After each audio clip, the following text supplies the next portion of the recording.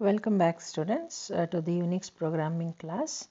In the previous class we have studied about the locating commands and some other commands, command structure and date command, cal command and echo command.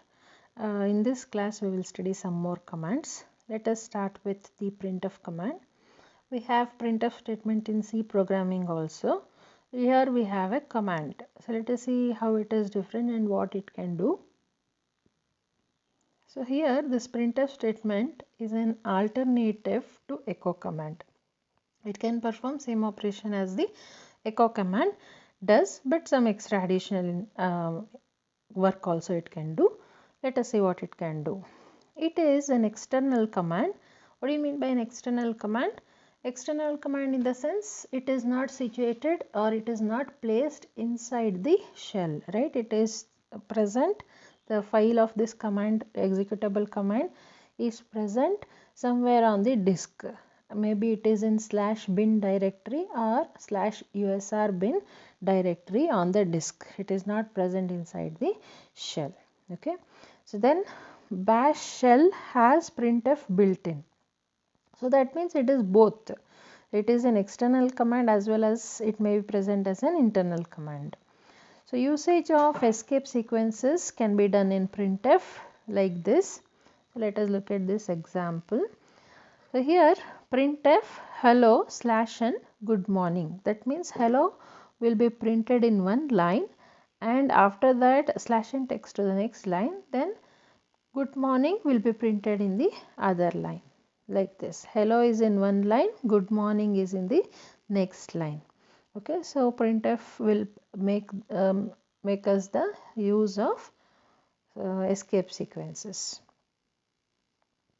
Next, you can also use the formatted strings. So what are formatted strings? Formatted strings are %s, %d, %o, x, f. Such characters are formatted strings which are placeholders for some value. So how we can make use of them in this printf statement? Let us see. Printf my current shell is $shell. So yesterday we have studied about this, no? Echo $shell. So shell is a environment variable. So if you want to take the value, if you want to display the value of the environment variable shell, then you can use the shell symbol. In this printf statement, so instead of this %s symbol, the value of this environment variable will be printed. So this will be having the path of our shell. So what shell I am using? Yesterday I told you that there are different types of shells: C shell, T shell, corn shell, Bourne shell, bash shell, etc. So what type of shell I am using and where it is situated? What is the path of my shell? That will be displayed. So here my current shell is, that statement will be printed, and in the place of %s it will print /bin/bash, means in the bin directory bash shell is present and I am using that bash shell. That is the meaning of that. Next, let us see how we can use %d in printf. %d is used to print the integers, right? So a message, I am %d years old. I am a %d years old means in place of %d, the value what you are giving after the quotes. See here, one space should be given. So this value, whatever, you can give a variable also here. So what value you are giving here, that will be placed in the place of %d. So I am %d years old. So that will be printed as I am 20 years old. Next we have this printf statement. Printf value of 12 in octal is %o and in hexadecimal is %x. So both the places 12 and 12 are given here. So 12 will be evaluated as an octal here, and this 12 will be evaluated as an hexadecimal here. So what output of this printf statement you will get is value of 12 in octal is 14 and hexadecimal is C. So 12 is converted to octal because of this format specifier, and this 12 is converted to hexadecimal using this %x format specifier. That's why you are getting this output. Okay, let us see. Let us execute and see all these commands. Okay, let us execute the printf statement. Let us say, you can parallelly execute with me. Printf, take a quote,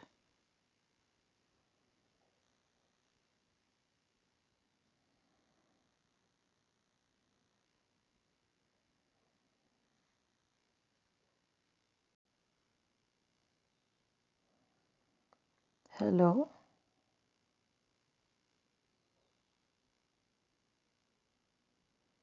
good morning. Okay, before that, let us take /n.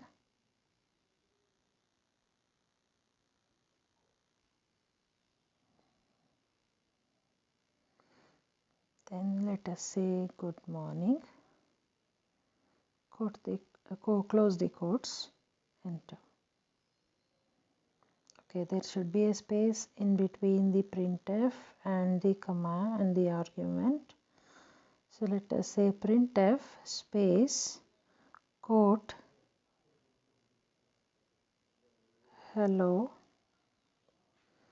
/n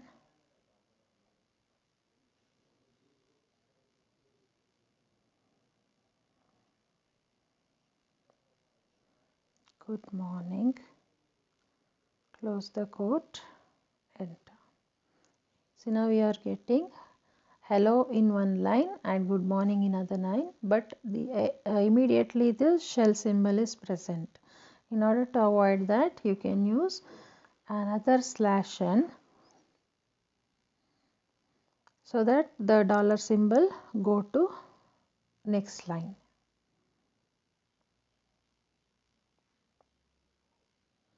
Now hello in one line, good morning in another line, and the shell will go to next line. Okay, so this is how you can use the printf. Next, let us use printf with the format specifiers. So type printf quotes, let us say my current shell is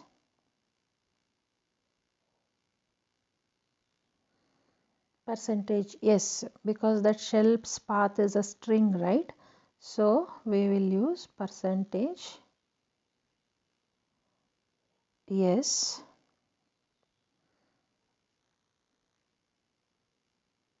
and close the quote. Then leave a space and then say dollar shell in capitals. See, my current shell is, it is displaying here.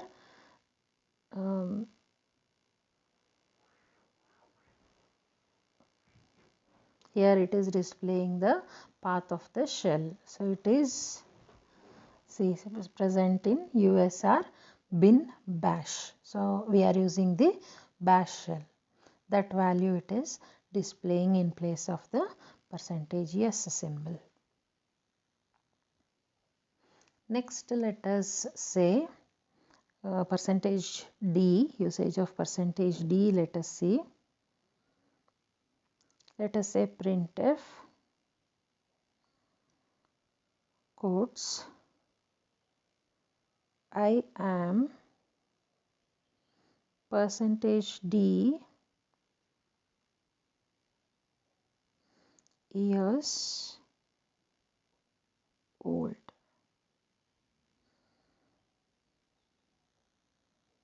Close the quote, leave a space and give the value for percentage D.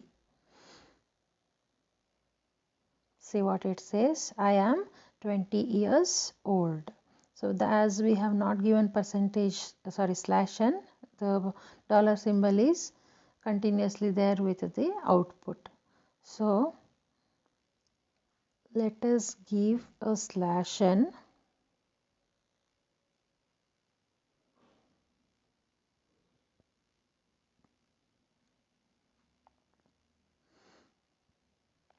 Then some value. So now it gives I am 25 years old because I have given 25 there instead of 20. And then in the next line it is giving me the dollar prompt. So where I can enter the command, and it is a shell where it is giving an interface for the user to enter the command, accepts it and interpret it, and then it will send it to the kernel for further execution. Okay, this is how we can use percentage D with printf. Next, let us say how we can use printf with percentage O and percentage X. Okay, we can try one more here. Let us create a variable X. In the previous class we have created a shell variable, right? So let us say X is equal to 34. So now variable is created. So now I can say printf I am percentage D years old. So instead of 25 I can say $X. See, it is giving value of x variable in place of percentage D. So like this you can directly give a value, constant value, or you can use a variable's value also for the format specifier. So here it says I am percentage D years old. So percentage D is taking the value of the variable X, and X is assigned with the value 34. So output you will get is I am 34 years old. Okay, let us try the next format specifiers, percentage X and percentage O for octal and hexadecimal. Let us say printf quotes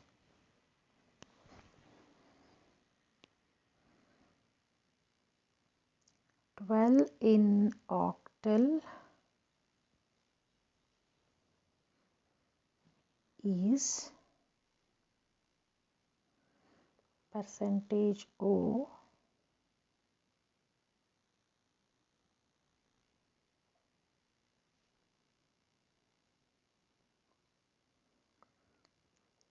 slash n we can use here, so that the next statement comes in the next line. Slash n 12 in hexadecimal is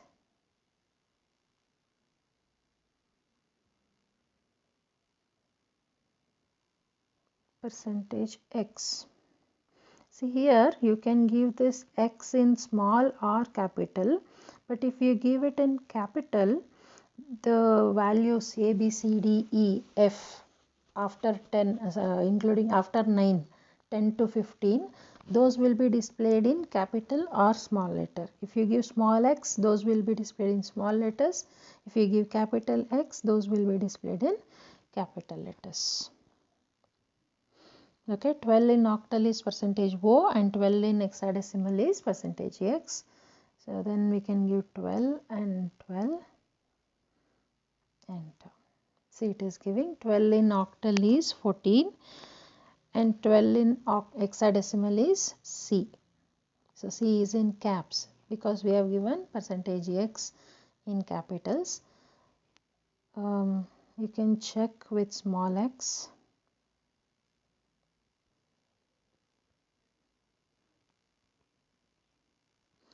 And let us give a slash n also, so that the dollar prompt comes in the next line.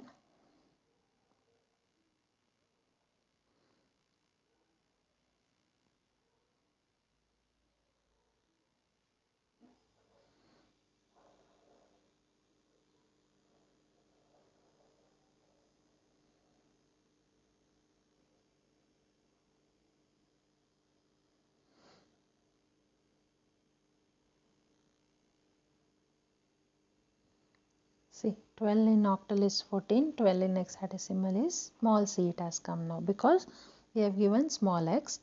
So, small c it is displaying. Previously, it has displayed the capital C.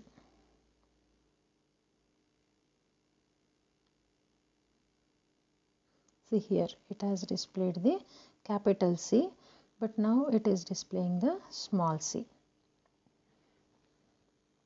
Okay, this is how you can use the printf statement along with the format specifiers. Next, let us go to the next command, who. So, in the previous class also we have executed and seen who. Who is a command to know how many users are currently working on the system, operating system. So, because we have seen in the features of Unix that Unix is a multi-user operating system, that means parallelly, simultaneously many users can work on the system. So, in that case, if you would like to know how many users currently are working on the system, we can make use of who command. Who gives the output for who are the users. So, Unix maintains an account of all users who are logged on to the system. Who command displays an informative listing of these users. See, like this. This is the output which will be displayed. Different informations of those users will be displayed. So, who are all those users? Username will be displayed. Their terminal numbers. What terminals there? Terminal means this monitors, the system numbers that will be displayed. When did they log in? And since from how long they are working. So, and what is their system name, what their system name is, from where they have logged in, that information will be displayed. So, that is the who command.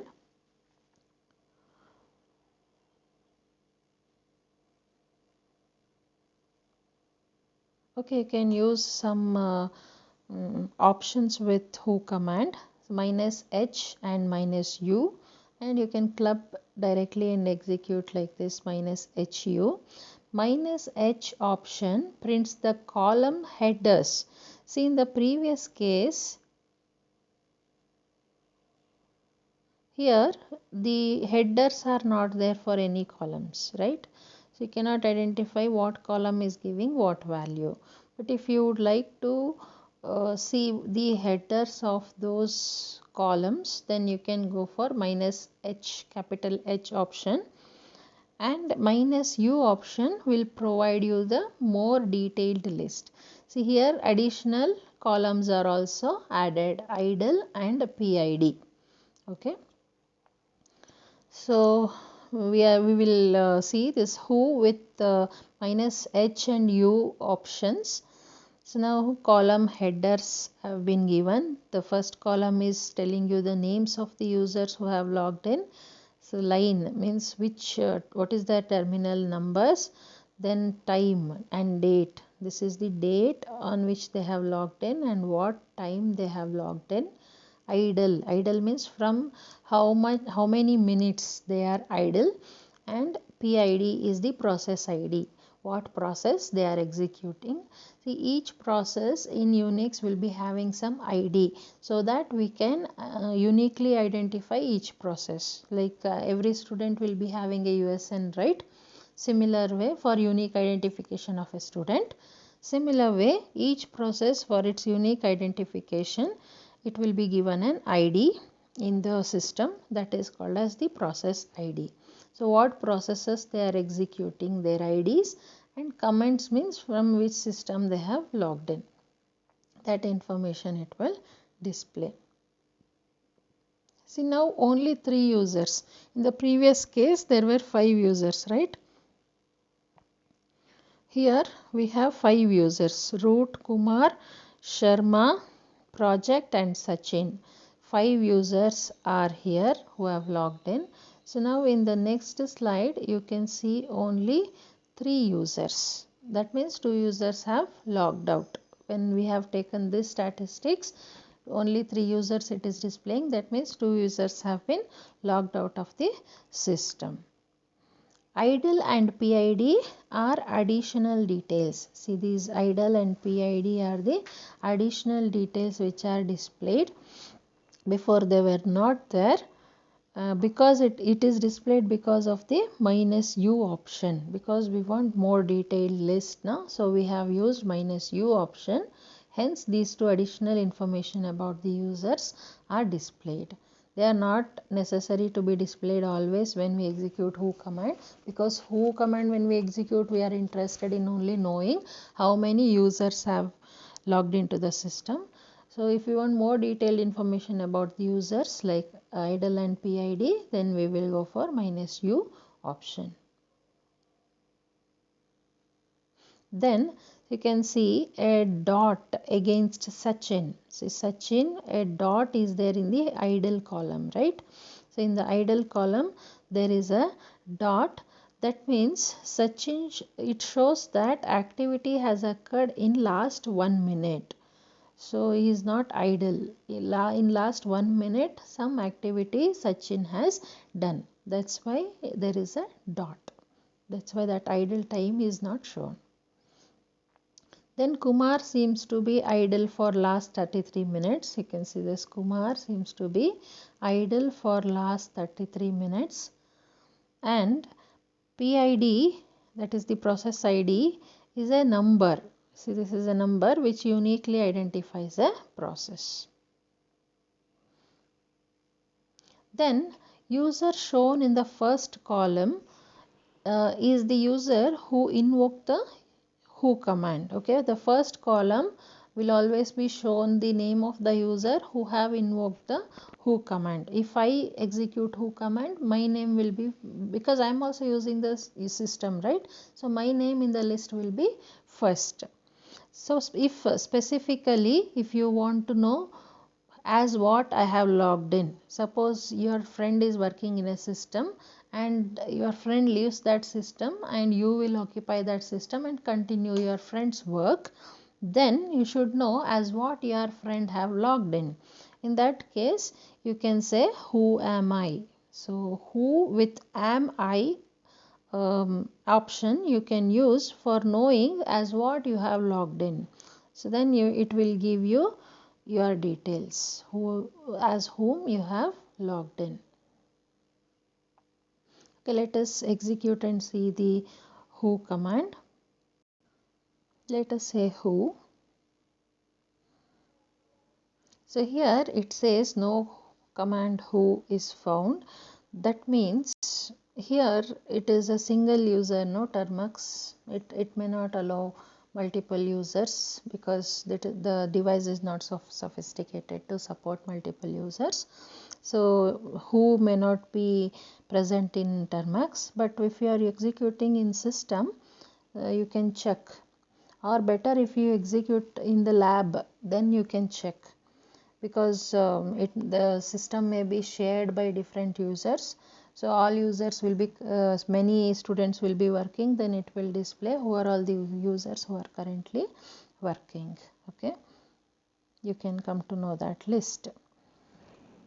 So then there is no point in displaying who minus HU, that is also not possible. You can check in your systems or in lab systems. Then you can try with who am I. Who am I? It should be continuous actually. It displays your system name, okay, so or as what you have logged in. So this is how you can use the who command. So next command we'll see is the password command. So password command, password is written as PASSWD, not complete word. WORD is not written, simply pass and WD. So this is used for changing user password. So let us see how you can use it. If a user does not have a password or is already known to the others, so it is always recommended that you change the password immediately. So how you change is like this. Yeah, you will give the password command. Then it will say password, changing password for Kumar. Kumar is your user ID as what you have logged in.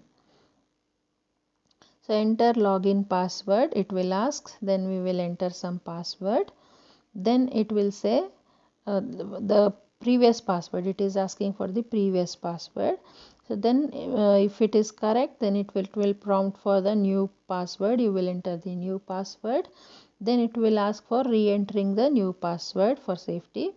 So you will enter the new password once again, then it will say password successfully changed for Kumar. This is the method how the password changing for a user is done through password command. The password is encrypted by the system and stored in etc shadow file. Okay, so this /etc is a built-in directory. Under that, shadow is also a built-in directory. So under this directory, the encrypted password. What do you mean by encrypted password? Encrypted password means, encryption means converting the data to some other form than the original form and storing or transmitting for safety purpose, so that no other person who looks at the password should understand what it is. Okay, so you are converting the original data into some other form, so that while looking, if anybody looks at it, they cannot identify that what it is, what data it is. Okay, that is encryption. So that your original password is converted to some other form and then it is stored in a file called /etc/shadow file. The contents can be seen but cannot derive original password. You can open this file and see the content, but you cannot derive it. It will not be in the readable form because it is encrypted. Then password framing rules and discipline. What are the rules? Let us see. The password string is checked by the system. There is a minimum length fixed on the string. It is insisted to mix letters with numerals as usual. If you are creating a password for your Gmail account, or you are creating a password for your bank account or Google Pay or anything like that, you will have to follow some rules like this.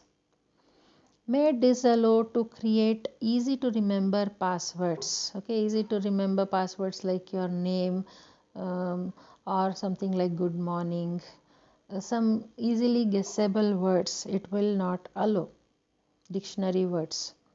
Advise you against choosing a bad password. So then common messages. Some common messages with password, let us say. Some error messages. So if you are taking, if you have given a short password, then it will say password is too short, it must be at least 6 characters. If you have given 3 characters or 4 characters, it will give you the message your password is too short, you have to at least take 6 characters password. Then password must differ by at least 3 positions. Okay, so that means you cannot give all 6 characters as a. At least 3 positions should be different. Then the first 6 characters of the password must contain at least 2 alphabetic characters and at least 1 numeric or special character. So it should be combination of alphabets, characters and special characters and numbers. So it says first 6 characters should be combination of all these. Then bad password message it will give if your password is based on a dictionary word, because it can be easily guessed, and is too similar to the old one. If you have changed your password and you have given very similar to your old password, like you have given Acharya 123 is your old password. The new password if you give Acharya 345, it is very similar, right? So it will ask you to change, you should have some change between the old and new password. Then too many failures, try later. So if you are keep making mistakes of these types again and again, it will tell you too many failures, try later, because sometimes it may be a system also which is by error keep on changing the passwords. So in order to avoid that, if you make too many mistakes, it will ask you to try later. If you forget your password, then better you rush to admin to reset your password. So then password command for admin usage. So who is the admin? Admin is a person who is taking care of all the accounts management. Okay, so you can have multiple users account in an operating system. So the management, taking event logs, managing, observing the patterns, taking care of security, creating the users, deleting the users, taking care of passwords, all those things will be done by the system administrator. So that says administrator's password, how it will change. Let us see. So here instead of dollar prompt, the admin will get a hash prompt. So here observe the hash prompt. Changing password for root. After this, it will give you changing password for root. Enter new password, minimum of 5, maximum of 8 characters. Please use the combination of upper and lowercase letters and numbers. That message it will give you. Then it will not ask for old password. Okay, it will simply ask for new password. You will enter the password if you are an admin. Then re-enter the password. Then it will say password changed.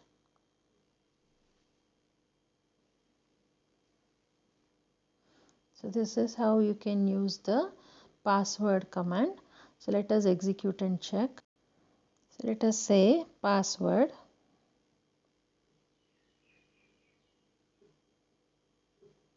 So it will ask for new password.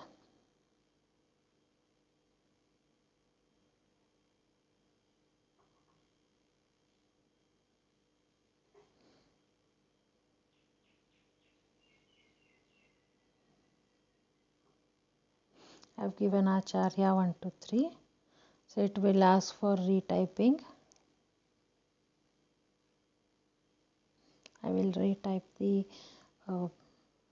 password. So now it says new password is successfully set. This is how you can execute the password command for setting your password, login password. So let us study the next command, BC command.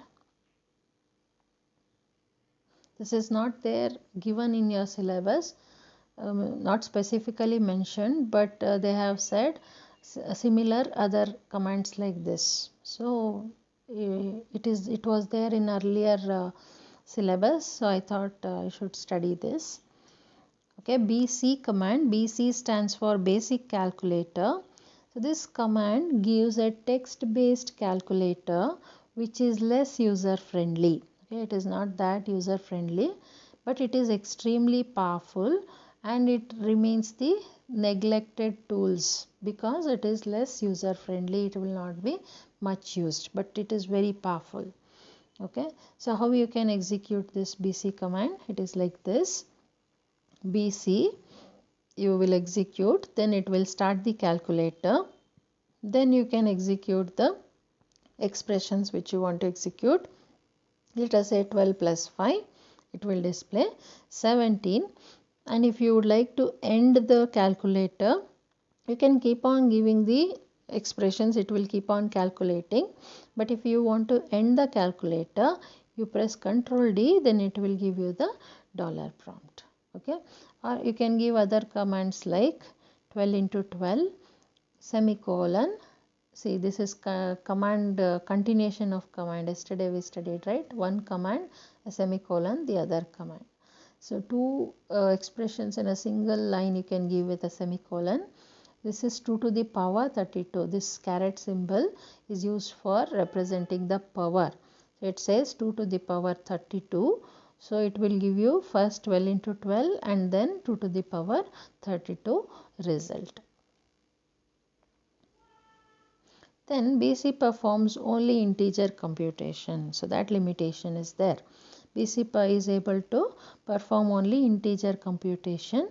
So if by chance by performing any operation, if you are getting the decimal value, then it will truncate the decimal portion. So what do you mean by this truncate? Truncate is not round off. Okay, round off means if there is 5.6, it will make it 6, right? But here if it is 5.6, it will be 5 only. That 0.6 will be removed. Okay, truncated means removed. Whatever may be the fractional part, it will keep only the whole number. The fractional part will be removed. That is truncating. Round off means if the decimal point is greater than 0.5, then it will take to the next number. If it is less than 0.5, it will keep the same number, whole number, right? It is not truncate, is not rounding off. It is removing the whole decimal part. It may be more than 0.5 or less than 0.5. It will simply remove and keep only the whole number. So it will truncate. Suppose if you give the expression 9 divided by 5, it will give you 1 point something, but here it will take only 1. It will not truncate to, it will not round off to 2, but it will only truncate 1 point something. That point something will be removed and only 1 will be kept as the answer. To enable floating point computation, set scale to number of digits of precision. Okay, if you want to execute floating point execution, then you have to set the scale to precision points like this, scale equal to 2. Then after decimal point, only 2 digits will be displayed. Now 17 by 7, it will give you 2.42. So after point decimal point, only 2 will be displayed. Then converting numbers from one base to another base is also possible. That means decimal to binary to decimal, that conversion is also possible. Let us see how. You can use I base and O base. I base is input base. What input you are giving, that base you can change to binary or hexadecimal or decimal. O base means output base. What output you want to get, that also you can change. So let us see. I base equal to 2. That means I am giving input in binary. Base is 2 means binary. So this is the input I am giving in binary. It will give me the output in the decimal. Reverse is also possible. That means output base I will give 2. I will give the input in decimal like this. Then it will convert it, the output, into binary. Because I have given O base is 2. So output will be binary. So this is for equivalent, 14 equivalent of binary. Like this you can execute in BC. Okay, so let us execute this BC command. Okay, let us execute BC command. Say BC, press enter. It will start the BC command. If it is not installed, it will give you the command to install package install BC. So you can install that. Within few seconds it will be installed. Now the BC has started. I can start giving the expressions. So let me give 12 plus 5. So here, as I was giving spaces before and after the operator in expression command, expr command, not necessary. It will directly take the expression without spaces. So now it is giving 12 plus 5 is 17. So like that you can continuously give the commands. Now I'll say 12 minus 6. So it is giving you 6. So continuously you can go on giving the expression. So it will execute. So let me say 12 into 4. So it is giving me the output 48. Now I can say 2 to the power, so this caret symbol, 2 to the power 3, that is 2 cube. It is giving 8. Okay, so likewise, okay, the same line we have created now. Let us check that. 12 into 3 semicolon 2 to the power 3. See, one after the other it will give the output. Now if I say 9 divided by 5, it will give me 1 because the decimal part is truncated. Now I will set, okay, now decimal part, the floating point value are not getting. So let us check with scale. I am setting scale equal to 2, so that after decimal point I should get 2 digits. So now the scale is set. I will say 17 divided by 7. So it will give me floating point output also, and after the decimal point only 2 digits it has taken. 2.42 is the result. Then let us check I base and O base. So I will set the I base, that is input base, equal to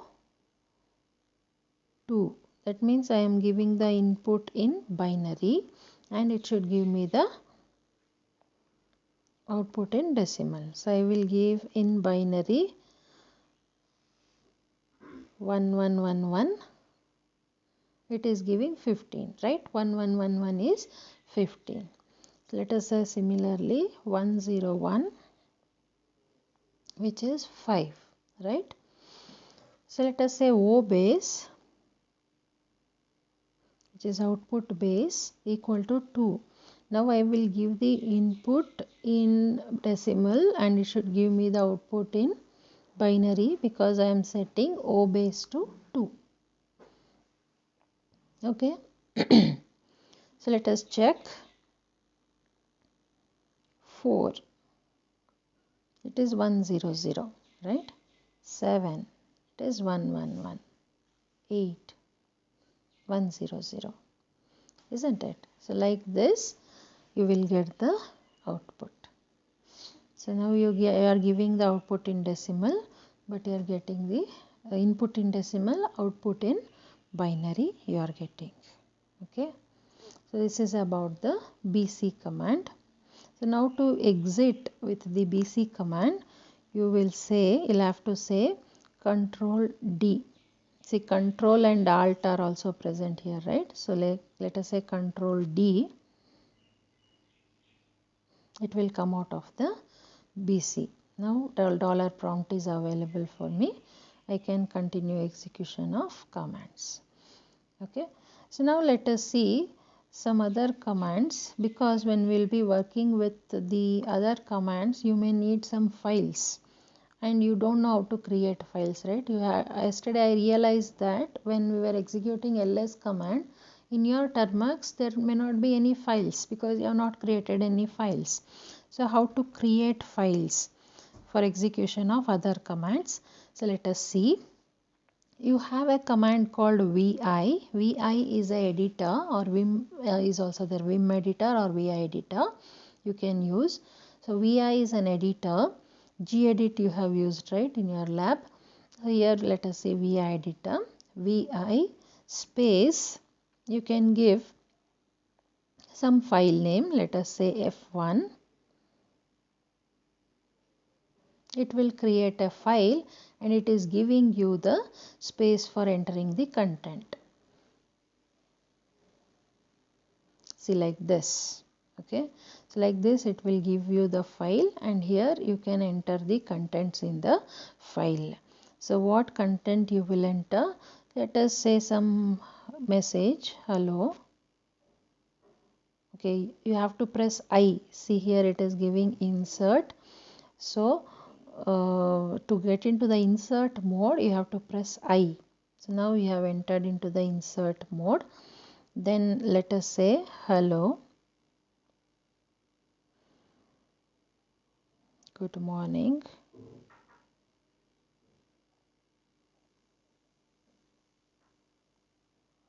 Okay, then how to save it? To save it, you say escape, because you'll have to come out of insert mode, right? Insert mode is to insert some content into the file. So to come to the command mode, you have to press escape. Now you can say colon WQ, W for save and Q for quit. Okay, save the file and quit. Escape colon WQ. Please write down the escape. You have to press to come out of insert mode, then press colon to go to the command mode, and commands are W and Q. W for saving the file and Q for quitting the file. Say enter. So you have come out of the file. Okay, so now the file is created. How to check the file is created? We have studied ls command, right? So let us say ls. So your file f1 is created. The first file which is displayed is f1 itself, right? f1 is created. Now how to check what are the contents in f1 file? Yesterday we have seen that, right? Using a command called cat f1, let us say cat f1, press enter. See, it is showing you hello good morning. The contents of the file it is showing. Okay, then if you would like to copy the contents of one file to another file, see here we don't have any file named f2, right? So there are only 5 files: f1, new, new2, new with 2w and TypeScript. f2 file is not existing, right? So I will copy the contents of f1 to f2.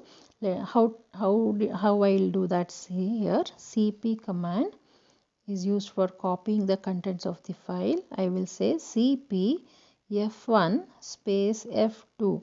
Now f1 is the source file, f2 is the destination file. So it will copy the contents of f1 file to f2 file. Now copying is done. Now check the contents of f2, or check whether f2 is created with ls. See, f2 is created, and then if you want to check the contents of the file f2, you use the command cat f2, enter. So f2 is also having same contents as f1, right? So both are having same contents. Now you can use cat command for concatenation also. Yesterday I told you, right? Cat stands for concatenation. What do you mean by concatenation? Concatenation means combining, right? So you can say cat f1 space f2. It will concatenate the contents of f1 and f2. See, 2 times you have got this output. You have said here cat f1 f2. One time this one has come, the output of f1 has come. Second time output of f2 has come. Look here. After this cat f1 f2 command, we have got 2 times the output, hello good morning, because both f1 and f2 are having same contents, right? So likewise you can concatenate the contents of the files. Now today let us explore one more command called wc. WC is for stands for word count. Yesterday I think we have checked with that WC. WC stands for word count. What it will give you is, it will give you the word count of a file given.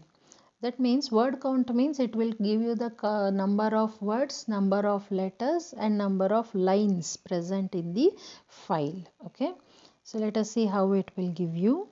Let us say WC F1. Now F1 files word count we will get, number of words, number of characters and number of lines. See, how many lines? 3 lines. How many words? 3 words. Hello, good morning, 3 words. And 20 characters are there in F1. Okay, so check with the contents of F1.